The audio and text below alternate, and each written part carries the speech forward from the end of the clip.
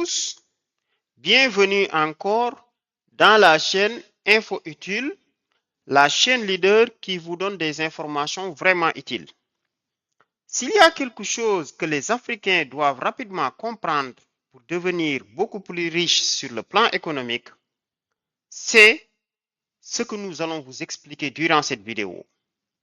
Les choses ne se trouvent pas seulement, le secret ne se trouve pas seulement dans le fait de disposer de ressources minières, que ce soit pétrole, gaz, des minerais, des produits agricoles, comme nous en avons en quantité extrêmement suffisante, mais pourtant l'Afrique sombre toujours dans la pauvreté.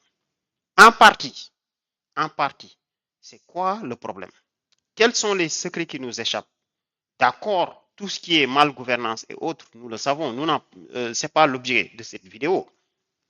Mais, qu'est-ce qui va se passer? Regardez la vidéo qui va suivre. Ce Marocain nous explique au détail pourquoi, malgré notre production très abondante en cacao, en arachide, en produits miniers, en pétrole, en gaz, nous sombrons dans la pauvreté parce que nous manquons l'ingénierie. Nous avons pensé que vendre les produits bruts va nous enrichir. Non, non, non. Chers amis, chers abonnés, nous vous invitons à regarder la vidéo qui va suivre avec beaucoup d'importance. N'oubliez pas de vous abonner à notre chaîne Info Utile Djem Kanam, comme nous avons l'habitude de vous le dire. Donc, suivons la vidéo qui va suivre. Djem Kanam, Info Utile Djem Kanam, la chaîne leader qui vous permet de valoriser votre temps de connexion sur Internet. Abonnez-vous, voici la chaîne leader. Qu'est-ce que vous allez trouver dans cette chaîne? Des informations utiles, comme nous vous l'avons dit, mais aussi des conseils d'orientation scolaire et professionnelle, des techniques sur l'employabilité. Vous cherchez de l'emploi, vous voulez développer vos techniques pour devenir beaucoup plus riche, des postes en freelance, voici la chaîne. Mais aussi, formation gratuite, entrepreneuriat, éducation financière, épargne, développement stratégique, société, santé, environnement.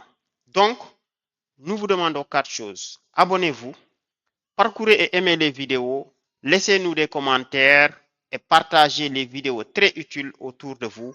Chers amis, voici la chaîne leader, allez-y. Mes vidéos sur l'exploitation des matières premières en Afrique, mais il faut que je le rappelle ici. Nous ne sommes plus dans une économie de matières premières. Nous sommes dans un monde qui est totalement dominé par l'économie de la connaissance et de la technologie. C'est absolument indiscutable. Voici les 10 plus grosses entreprises au monde par capitalisation boursière. Cherchez les entreprises qui vendent des matières premières.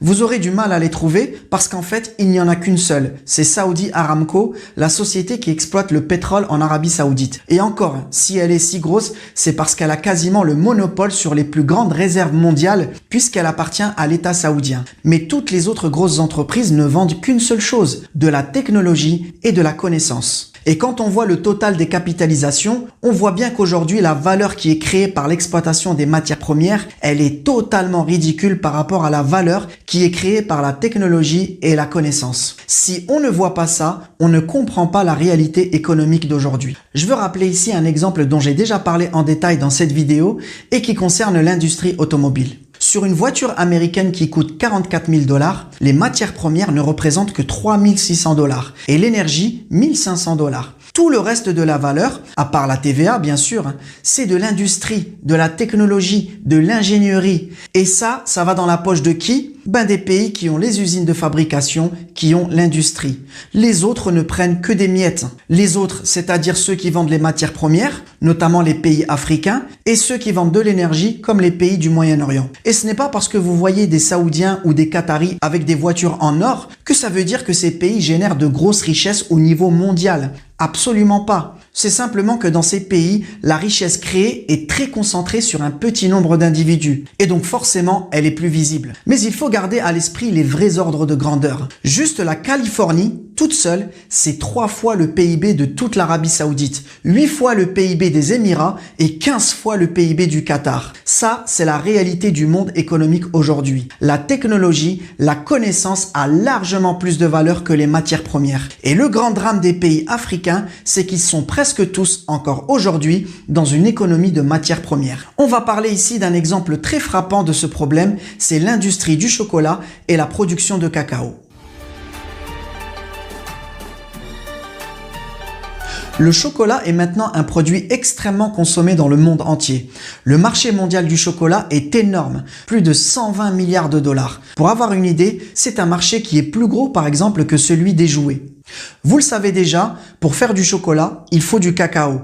Et l'Afrique a quasiment le monopole sur la production mondiale de cacao. Les pays africains produisent plus de 82% du cacao mondial. Et parmi ces pays, le leader, loin devant tout le monde, c'est la Côte d'Ivoire, qui représente à elle seule plus de 40% de la production mondiale.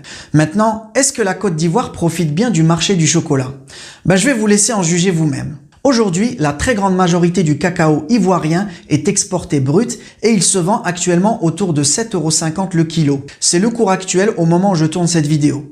Maintenant, prenons le produit fini. Une tablette de chocolat noir à 99%. Donc, elle ne contient quasiment rien d'autre que du cacao. Et bien, à l'arrivée au supermarché en France, au moment où je tourne cette vidéo, elle coûte 3,09 € pour 50 grammes, ce qui fait 61 € le kilo. En enlevant la TVA de 5,50 sur les produits alimentaires, ça revient à environ à 58 € le kilo. Et donc, la Côte d'Ivoire reçoit 7,50 €, alors que le prix final en France est de 58 €. Pourtant, c'est un produit qui ne contient que du cacao ivoirien et rien d'autre. Alors certains vont dire oui, mais avec 1 kg de cacao, on n'a pas 1 kg de chocolat noir. C'est vrai, mais la différence n'est pas énorme. Avec 1 kg de cacao séché qui sort de Côte d'Ivoire, on arrive à obtenir environ 850 grammes de chocolat noir. Donc ça n'explique absolument pas cette grande différence de prix. Le prix final du chocolat en France est énorme par rapport au prix du cacao en Côte d'Ivoire. Et donc si on voit ça et qu'on va pas plus loin, la première réaction c'est évidemment de se dire que c'est du vol, que la Côte d'Ivoire se fait piller ses richesses. C'est un discours qu'on entend très souvent pour les pays africains. Et ça, malheureusement, c'est parce qu'on ne comprend pas ce qui fait réellement la valeur dans l'économie d'aujourd'hui. Même dans un produit qui a l'air aussi simple que ça, une tablette de chocolat, eh bien ce qui fait la valeur principale de cette tablette, ce n'est même pas la matière première qu'elle contient, le cacao, mais c'est tout le processus industriel qui suit la récolte. Et c'est bien plus complexe que ce qu'on croit. Voici toutes les étapes industrielles pour produire quelque chose d'aussi simple qu'une tablette de chocolat. Et dans la plupart de ces étapes, on utilise de grosses machines industrielles. Ici, par exemple, c'est ce qu'on appelle la torréfaction. C'est une étape importante pour développer les arômes du cacao, mais sans brûler les fèves. On utilise pour ça des torréfacteurs industriels avec un contrôle de la température extrêmement précis. Ici, on a l'étape qui s'appelle le tempérage. C'est l'étape qui sert à stabiliser les cristaux de beurre de cacao et c'est grâce à cette étape qu'on peut avoir un chocolat brillant et cassant. Et en fait, à chaque étape du processus, le produit prend de la valeur, jusqu'à sa valeur finale dans les rayons du magasin. Et dans chacune de ces étapes, ce qui coûte cher, c'est essentiellement l'ingénierie, la technologie, et donc c'est de la connaissance. Et c'est tout ça qu'on appelle la chaîne de valeur d'un produit. Maintenant, qui profite réellement de cette chaîne de valeur pour cette tablette de chocolat? Est-ce que c'est la Côte d'Ivoire ou est-ce que c'est la France? Eh bien en fait, ni l'un ni l'autre. Regardez dans quel pays est réalisée chacune de ces étapes. Bon, vous avez compris quel est le pays qui en profite le plus. C'est évidemment la Suisse, parce que c'est en Suisse que se déroule toute la production, toutes les étapes avec une forte valeur ajoutée. Dans cette chaîne de valeur, du point de vue économique, on comprend tout à fait pourquoi la Côte d'Ivoire ne touche que 7,50 € sur un produit final de 58 €. Et on comprend bien pourquoi l'Afrique ne génère qu'une très petite part de la richesse mondiale. Le cacao ne vaut en fait pas grand-chose dans le prix du chocolat, de même que toutes les matières premières dans cet iPhone ne valent pas grand-chose par rapport au prix final de l'iPhone. Tout l'uranium qu'on utilise dans cette centrale nucléaire ne vaut pas grand-chose dans le prix final de l'électricité. Toutes les matières premières dans cette voiture ne valent pas grand-chose par rapport au prix final de la voiture. Ce qui coûte cher, c'est toujours la technologie. Nous sommes dans une économie de la connaissance et de la technologie. Mais l'Afrique reste encore aujourd'hui dans une économie des matières premières. Maintenant, ça, c'est pas une fatalité. Il y a évidemment un espoir pour les pays africains. C'est d'essayer d'attirer les industriels et donc la technologie dans le pays et en même temps former les meilleurs talents, les meilleurs cerveaux africains pour continuer à développer ces technologies. Exactement comme l'ont fait les Chinois depuis 30 ou 40 ans. Mais encore faut-il que ces meilleurs cerveaux restent en Afrique. Et c'est là qu'on a un petit problème. L'Afrique est un continent qui regorge de cerveaux et de talents. 60% des Africains ont moins de 25 ans. L'Afrique est le continent qui a la population la plus jeune du monde et c'est le continent qui fait le plus d'enfants. En clair, les cerveaux de demain seront en grande partie africains. C'est absolument incontestable. Mais pour l'instant, ces cerveaux ne sont que très peu utilisés pour le développement de l'Afrique. Il n'y a pas assez de technologie sur le continent. Il n'y a pas assez de débouchés. Et donc ces cerveaux sont essentiellement aspirés par les grandes puissances économiques. Et c'est pas un hasard. Les grands pays ont tout fait pour attirer les meilleurs Africains ces 30 dernières années. Vous regardez dans tous les grands pays développés, ils ont tous, mais absolument tous, des mesures spéciales pour attirer les personnes qu'on appelle hautement qualifiées, les ingénieurs, les chercheurs, etc. Aux États-Unis, il y a un visa spécial qui s'appelle le visa H-1B qui est spécialement réservé pour les gens hautement qualifiés. Au Royaume-Uni, vous avez le Global Talent Visa. En France, ça s'appelle le passeport talent. L'Allemagne a très récemment modifié une loi sur l'immigration pour rendre plus facile l'arrivée des ingénieurs et des diplômés étrangers. Et même un pays comme la Chine essaie d'attirer cette catégorie de personnes. La Chine a mis en place ce qu'on appelle le visa type R, qui est spécialement conçu pour les gens très qualifiés ou diplômés. Et on a des lois similaires aux Émirats, au Canada, en Australie. Bref, en résumé, si vous êtes africain et que vous êtes diplômé et très qualifié, c'est-à-dire si vous êtes un bon cerveau africain, eh bien vous êtes la bienvenue partout. Et les exemples de cerveaux africains qui rayonnent à l'étranger, c'est pas non plus ce qui manque. Je vais donner ici quelques exemples dont les noms ne vous diront probablement rien, mais pourtant, ces gens qui viennent de pays africains apportent une plus-value exceptionnelle aux pays dans lesquels ils travaillent. Vous savez probablement que le secteur de l'intelligence artificielle est en plein boom.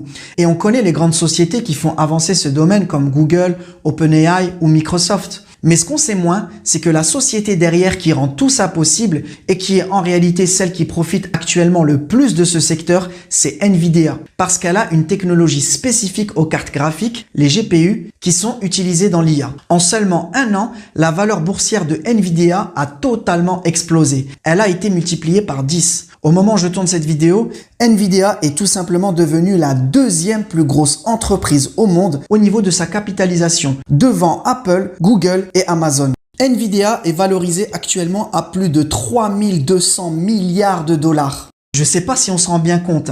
La valeur de Nvidia, aujourd'hui, une seule entreprise, c'est plus que tout le PIB de la France. Le succès de cette entreprise est absolument incroyable. Et bien, parmi les meilleurs chercheurs et ingénieurs qui participent à ce succès chez Nvidia, il y a une Marocaine extrêmement talentueuse que peu de personnes connaissent, Yasmina Benkoui. C'est une ingénieure, chercheuse et data scientist et qui est diplômée d'une école d'ingénieurs marocaine, à Rabat. Elle a ensuite été aux États-Unis où elle a notamment participé au développement de la robotique chez Amazon avant d'être recrutée par Nvidia. On ne s'en rend pas toujours compte, mais la plus-value que ce genre de personnes apportent dans l'entreprise et plus généralement dans l'économie du pays où elles travaillent, c'est absolument énorme. Ces gens-là valent littéralement de l'or. Et évidemment, les grandes entreprises de la technologie font tout pour attirer ces meilleurs cerveaux. Un autre exemple dans le domaine de la construction. Chaque année, la Société américaine des ingénieurs civils décerne le prix du meilleur ingénieur de l'année à celui qui a fait le plus avancer le secteur de la construction ou des techniques de construction. Et bien l'année dernière, l'ingénieur qui a été élu le meilleur de tous les États-Unis, c'est pas un Américain, c'est un ingénieur sénégalais, Mor Diao, qui est ingénieur et entrepreneur et il a reçu ce prix pour sa contribution exceptionnelle à ce secteur dans la région du Texas. Autre exemple, Lotfi Belkir,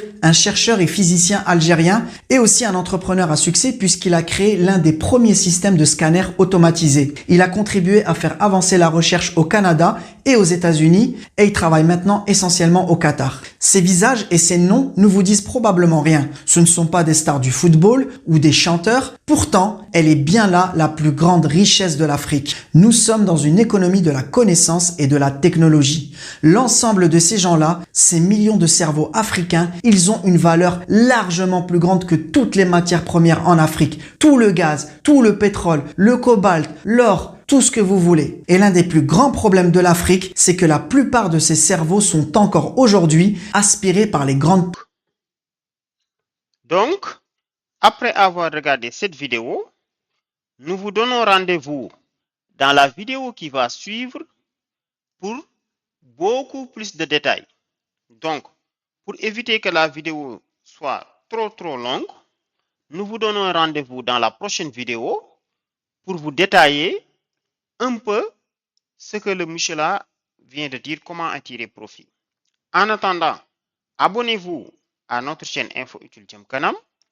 Allez parcourir les différentes playlists et les différentes vidéos que nous avons réalisées pour vous sur l'entrepreneuriat, l'investissement, l'employabilité, des formations gratuites, etc. Sur ce, merci, à tout de suite.